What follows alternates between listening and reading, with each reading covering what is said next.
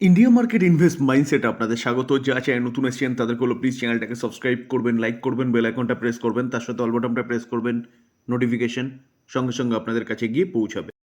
Sir Torrent পাওয়ার পাওয়ার সেগমেন্টে বা renewable সেগমেন্টে একটা দিগ্গজ কোম্পানি হচ্ছে টোরেন্ট পাওয়ার।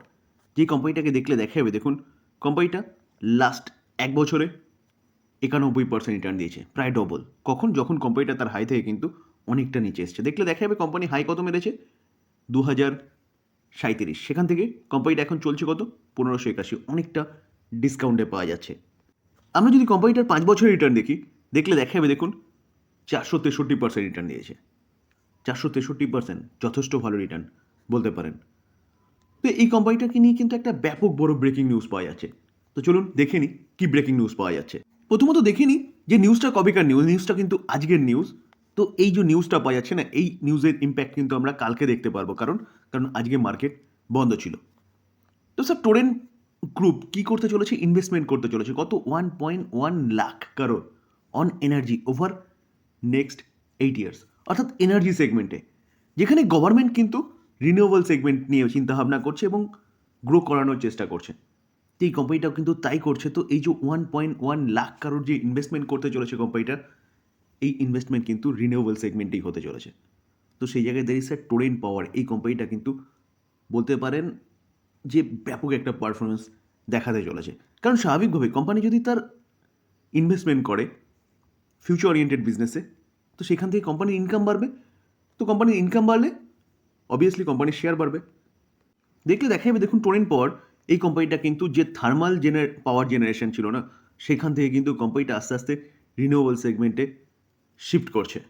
তো স্যার এটা করতেই হবে কোম্পানিকে, কারণ গভর্নমেন্ট 2070-এর মধ্যে জিরো কার্বনের কথা বলছে, অর্থাৎ কার্বন মুক্ত ইন্ডিয়ার কথা বলছে। তো সেই জায়গায় দাঁড়িয়ে প্রতি কটা কোম্পানিকে কিন্তু আস্তে আস্তে রিনিউয়েবল সেগমেন্টে আসতে হবে। তো তার জন্য কোম্পানিটা কিন্তু ব্যাপক বড় একটা ক্যাপেক্স করতে চলেছে এই এনার্জি বিজনেসকে আরও এক্সপ্যান্ড করার জন্যে নেক্সট 8 ইয়ার্স। তো এত বড় একটা ক্যাপেক্স করতে চলেছে। তো যতটুকু যা শোনা যাচ্ছে সিনিয়র অফিসিয়ালসদের কাছ থেকে, যে এই কোম্পানিটা কিন্তু স্টেট ব্যাঙ্ক অফ ইন্ডিয়ার সাথে টাই আপ করতে চলেছে এই ফান্ডিংয়ের ব্যাপার নিয়ে। তো স্যার এই কোম্পানিটা কিন্তু আপনি রাডারে রাখতে পারেন। কোম্পানিটা কিন্তু এখান থেকেও আরও ভালো মুভমেন্ট দেখাতে পারে। ডিভিডেন্ডের বাদশা বিধান্তা এই কোম্পানিটা দেখলে দেখা যাবে লাস্ট ট্রেডিং সেশনে কোম্পানিটা 1.23% একটা ডাউন সাইড মুভমেন্ট দেখিয়েছে, যেখানে এই কোম্পানিটাকে নিয়ে কিন্তু একের পর এক নিউজ পাওয়া যায়, যেখানে এই কোম্পানিটার ডিমার্জারের নিউজ পাওয়া গেছিলো। তার পাশাপাশি এই কোম্পানিটা কোয়ার্টার 2 এর রেজাল্ট যথেষ্ট ভালো করেছে। কোম্পানিটা তার যে লোন সেটাকে রিপে করার কথা চিন্তাভাবনা করছে। তো সেই জায়গায় দাঁড়িয়ে স্যার এই কোম্পানিটাকে নিয়ে কিন্তু আরও একটা ভালো নিউজ পাওয়া যাচ্ছে। দেখুন আমি কেন এই কোম্পানিটাকে ডিভিডেন্ডের বাদশা বললাম, দেখুন প্রায় 10% মতন কিন্তু এই কোম্পানিটা ডিভিডেন্ড পে আউট করে, যেখানে এই কোম্পানিটা যদি রিটার্নও দেখেন লাস্ট 5 বছরে 210% রিটার্ন দিয়েছে, অর্থাৎ আপনার 1 লাখ টাকাটাকে 3 লাখে পরিণত করেছে। এবং তার পাশাপাশি কোম্পানিটা 10% হারে কিন্তু একটা ভালো ডিভিডেন্ডও পে আউট করেছে। তো ভাবতে পারছেন তো কোম্পানিটা কীরকম কাজ করছে। যেখানে এই কোম্পানিটাকে যে নিউজ পাওয়া যাচ্ছে, চলুন এবার সেটা দেখি। স্যার এই যে নিউজটা আলোচনা করতে চলেছি, এই নিউজটাও কিন্তু আজকেরই নিউজ, যেখানে ফিচ রেটিং এজেন্সি, এই রেটিং এজেন্সিটা কী করে, বিভিন্ন কোম্পানিকে রেটিং দেয়। অ্যাজ ইট ইজ আমরা যেরকম কোথা থেকে লোন নিলে পরে লোন রিপে করলে আমাদের ক্রেডিট স্কোর বাড়ে, ক্রেডিট স্কোর দেখে বিভিন্ন কোম্পানিগুলো বুঝতে পারে যে এই লোকটা ফাইন্যান্সিয়ালি ভদ্রলোক কিনা। তো সেরকমই কিন্তু ফিচ এরকম রেটিং দেয় এবং ওয়ার্ল্ডের বিভিন্ন ব্যাংক বলুন বা ফাইন্যান্সিয়াল সংস্থা বলুন সেই রেটিংটাকে কিন্তু লক্ষ্য করে। তো বিধান তাকে কিন্তু রেটিং দিয়েছে বি নেগেটিভ রেটিং, যেখানে এটাকে বলছে পজিটিভ আউটলুক। অর্থাৎ ফিচ আগে কিন্তু এর থেকেও খারাপ রেটিং দিয়েছিল বিধানতাকে, সেখানে এখন কিন্তু ভালো রেটিং দিয়েছে, যেটাকে পজিটিভ আউটলুক বলা হচ্ছে।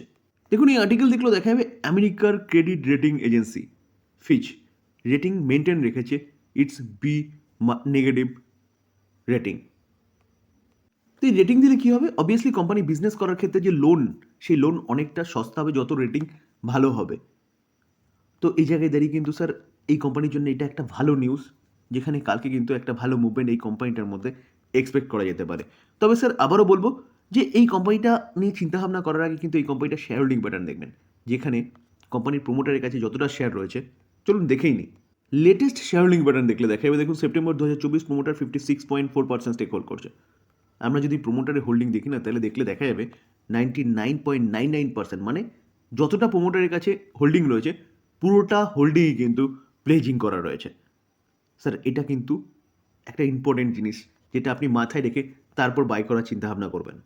স্যার এনবিসিসি একটা PSU company, PSU infrastructure related কাজ করে, কনস্ট্রাকশন রিলেটেড কাজ করে, যেখানে কোম্পানিটাকে দেখলে দেখা যাবে কোম্পানিটা 89-এ চলছে। তো রিসেন্টলি কোম্পানিটা কিন্তু বোনাস দিয়েছিল, যার জন্য কোম্পানিটা এই জায়গায় ট্রেড করছে। তো এই কোম্পানিটাকে নিয়ে কিন্তু একটা ভালো বড় ব্রেকিং নিউজ পাওয়া যাচ্ছে। চলুন আগে নিউজটা দেখে নিই।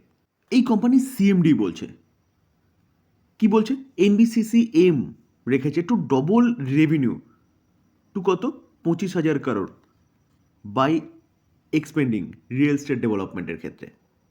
স্যার এই আর্টিকেল দেখলে আরও ভালো বোঝা যাবে যে NBCC limited, the government of ইন্ডিয়ার construction company, is looking to done the developer hard to expand its footprint in the real estate space and take up development of state project and distressed asset to more the double revenue to 25,000 crore next 5 year। তো next 5 ইয়ারের মধ্যে কিন্তু রেভিনিউকে double করার কথা বলছে।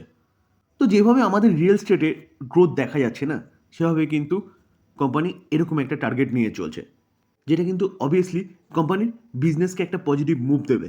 তো এই কোম্পানিটা কিন্তু আপনি রাডারে রাখতে পারেন ইনভেস্টমেন্টের জন্য, যেখানে যেখানে গভর্নমেন্টও কিন্তু হাউজিং নিয়ে কাজ করছে, ইনফ্রাস্ট্রাকচার নিয়ে কাজ করছে। তো এই কোম্পানিটা কিন্তু এখান থেকে ভালো মুভমেন্ট দেখাতে পারে লং টার্মের জন্য। স্যার এই যে নিউজটা আলোচনা করতে চলেছে, এই নিউজটাও কিন্তু আজকের নিউজ, যেখানে লেটেস্ট নিউজ অনুযায়ী জানা যাচ্ছে যে আমরা ফার্স্টে দেখেছিলাম কি 60% ট্যারিফ বাড়াতে চলেছে চায়নার প্রোডাক্টের ওপরে। তখন যে নিউজটা পেয়েছিলাম সেটাও রিপোর্টের মাধ্যমে, এখন যে নিউজটা পাচ্ছি সেটাও রিপোর্টের মাধ্যমে, যেখানে যেখানে শোনা যাচ্ছে যে 60% নয় 40% ট্যারিফ হয়তো বাড়াতে পারে চায়নার ওপরে, বলছে ইন আর্লি 2025-এ। তো স্যার 40% বাড়াক কি 60% বাড়াক, তো আলটিমেটলি কিন্তু চায়নার ইকোনমির জন্যে অবভিয়াসলি খারাপ। এবার 40% বাড়ালে যতটা খারাপ হবে, 60% বাড়ালে তার থেকে বেশি খারাপ হবে।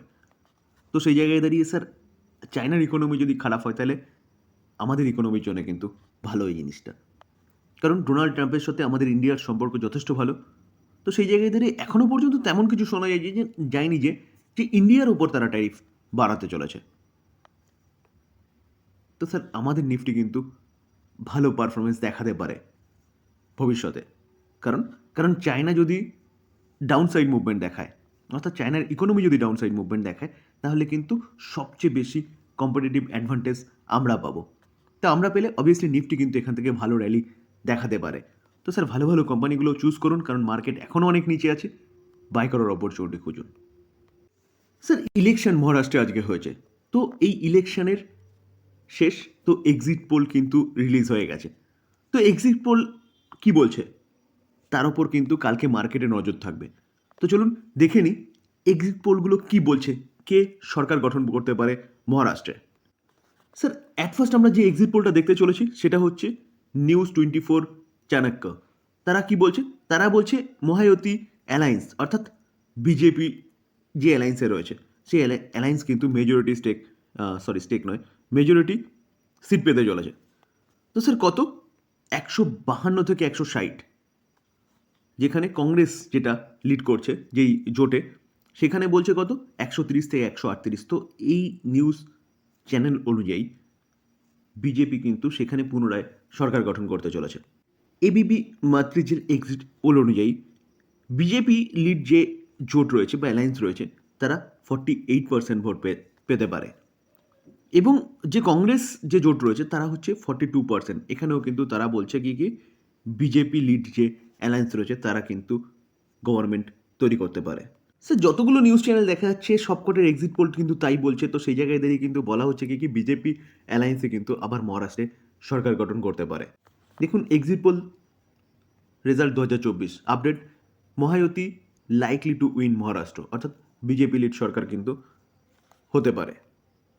তো স্যার এর ইম্প্যাক্ট কিন্তু আমরা গতকাল মার্কেটে দেখতে পারি। আর টোটাল বলতে পারেন রেজাল্ট কবে পাবলিশড হবে? 23শে নভেম্বর, অর্থাৎ স্যাটারডেতে মার্কেট ক্লোজ থাকবে। আমরা কিন্তু 25 তারিখে মন্ডেতে তার ইম্প্যাক্ট দেখতে পারবো। তো দেখা যাক কালকে মার্কেট কীরকম রিয়্যাক্ট করে এই এক্সিট পোলকে নিয়ে। আলোচনা এই পর্যন্ত। যদি ভালো লাগে, যা চাই নতুন এসেছেন তাদের কোনো প্লিজ চ্যানেলটাকে সাবস্ক্রাইব করবেন, লাইক করবেন, বেল আইকনটা প্রেস করবেন, তার সাথে অল বাটনটা প্রেস করবেন, নোটিফিকেশন সঙ্গে সঙ্গে আপনাদের কাছে গিয়ে পৌঁছাবে। তার পাশাপাশি স্যার কোনো বাই রেকমেন্ডেশন নয়, কোম্পানিগুলোর সম্বন্ধে নিউজ পাওয়া যাচ্ছে, আলোচনা করলাম, লার্নিং পারপাস। বাই করবেন, নিজে অ্যানালাইসিস করবেন, তারপরে বা আপনি আপনার ফাইন্যান্সিয়াল অ্যাডভাইজারের সাথে কথা বলে নিয়ে তারপর বাই করবেন। থ্যাংক ইউ, ভালো থাকবেন।